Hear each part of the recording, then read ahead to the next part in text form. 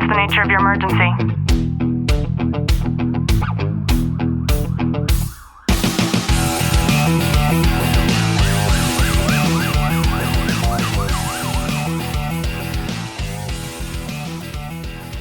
Welcome back to the Tactical Living Podcast. I'm your host, Ashley Wilton, joined by Sergeant Wilton. Glenn, how are you? I'm excellent.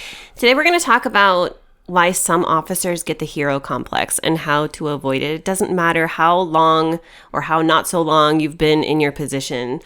This is something that nobody likes to see. And I think that social media has really perpetuated this. I can think of a handful of people right off the bat. And there's so many factors to really consider when going into it. And I actually had one officer call out another officer the other day is like, you were just a nerd in high school and you became a cop and now you think you have all this power. And I just was in the background laughing at it. I mean, and it's the reality behind it is, when you become a police officer, you have the right to take away other people's rights. And it's a sense of responsibility and importance that you need to realize. It's not that, oh, I get to go out and get guns and gangsters and all this stuff. It's you need to get rid of your ego when it comes to that. Yeah, so let's talk about that. But first, let's go over some of the reality of the psychology behind this, because the rush of saving lives, solving crises, even being the one that everybody depends on, it actually becomes addictive for some officers. And when this is taken too far, it creates this savior mentality. And when that happens, going along the lines of what you just mentioned, Clint, it can cloud your judgment and it can even damage personal relationships and put other officers in unnecessary danger. I have a handful of examples, but it's one of those things over the last few years, you've seen a lot of these newer officers, they're responding to shootings and stabbings and these critical incidents to where they get there and start delivering medical aid. They start, trying to treat the wounds. They start they start being a paramedic. And they're the first one there, and they're surrounded by 20 other gangsters and family members who are screaming and yelling, and we don't know where the suspect is. We don't know where this came from. Like, the suspect could still be in the crowd.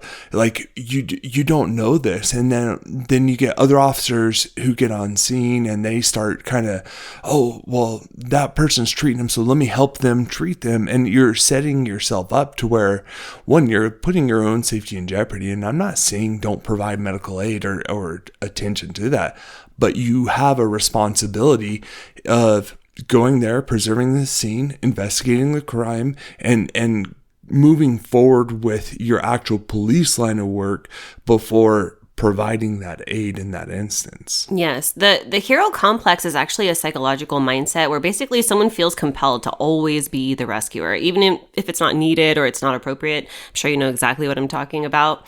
But some officers become emotionally dependent on that type of feeling where they always want to be the savior. And not only can that cause things like burnout, but you can also suffer from things like relationship issues, especially. I'm sure that I'm creating this sort of chronotype, Clint, to where you can think of somebody who has that savior mentality. They probably suffer from relationship issues, maybe several divorces, issues with their kids even. And then they also partake in risky decision making. And while law enforcement requires courage and intervention, sure, the need to constantly feel like you have to be the one to save the day, it can create problems both on duty and off duty. Yeah, it's having a balance of, because if you're always having this hero mindset and you're going out and your head's always on a swivel, you're always trying to save the world, and it's okay to help people and to be there to support other people, but at the same time, you need to know when to draw the line, and being able to have a balance in your professional and personal life when it comes to that. Yeah, we can share some examples. You gently mentioned this one, but taking unnecessary risks. So an example would be an officer who rushes into a dangerous situation alone instead of waiting for backup. Of course, it's super harmful because they're ignoring any kind of safety procedures that could potentially endanger not only themselves, but other people's too, simply because they're in pursuit of being that hero. And so some ways that you can avoid that is to trust your team and trust trust the proper tactics, right? There's a strategy and policing in place so that you don't have this sort of reckless bravery.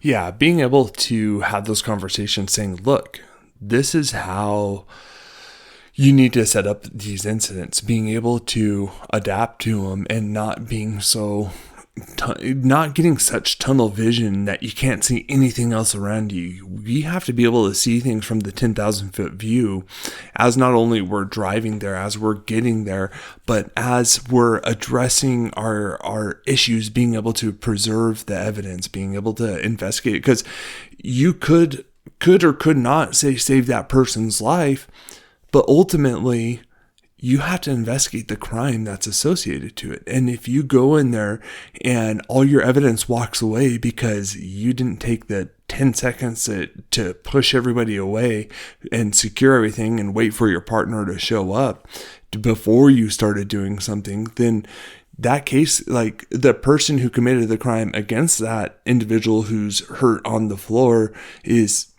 could get away with it. Yeah, and our hero complex individual in this scenario, they might also struggle with boundaries in their personal relationships. So let's say they're off duty and they always want to fix their spouse's problems instead of just listening or offering support. This can be super harmful because you're constantly taking on that emotional burden that isn't even yours to begin with. And many times later on, that can lead to things like resentment and strain in your relationship. So I think it's very important to make sure that you're trying to be as supportive as you can versus feeling a need to take over, and then to understand that not every problem requires you to step in as the fixer.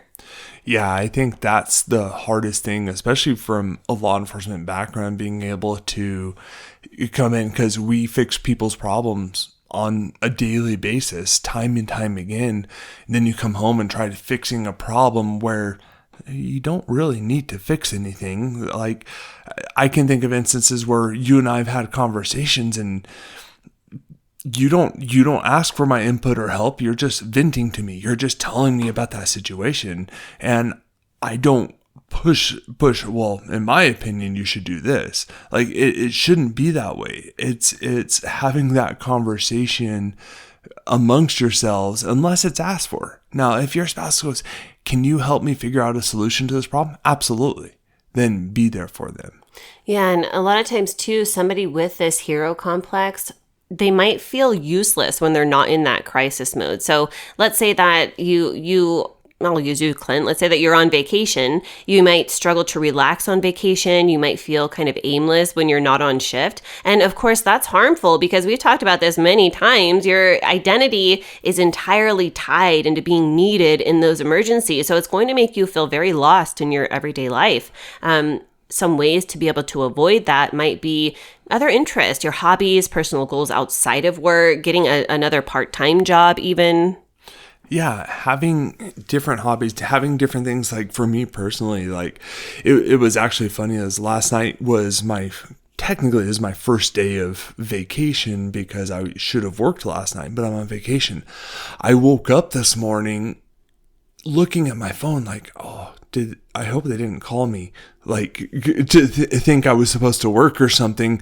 But then I'm like, no, I'm on vacation. Why would they call me? I know I know the schedule. I'm in there. Like, they're not going to call me.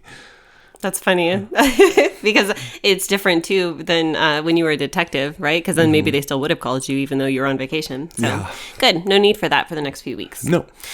Also too, somebody who's in this hero complex might ignore mental health and even their physical health because you might use all of that as an excuse to kind of skip out on addressing things that you might, because you'll say something like, I don't have time for that. Or like, I'm too busy helping other people. So neglecting your self-care, it can lead to burnout and also poor judgment because in the long term, you might have health issues as a result. Yeah, being able to you got to take care of yourself first. It's that the airplane mindset. Well, when your oxygen mask comes down, you have to put yours on before you can help somebody else.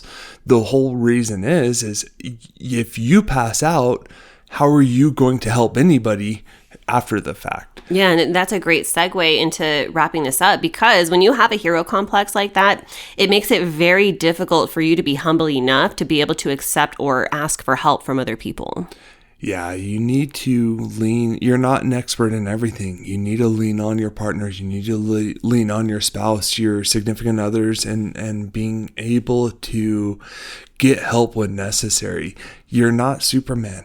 Like, even, I don't care if you think you are or not, you're not Superman. You need people in your life that build you up and support you. Yeah, and that's not to say that you aren't somebody's Superman. You are just not the Superman. Exactly. I hope you've gotten some value out of today's episode. If you have, do us a favor, drop a review, subscribe down below, and as always, know that I'm sending you a long, tight hug from my home to yours.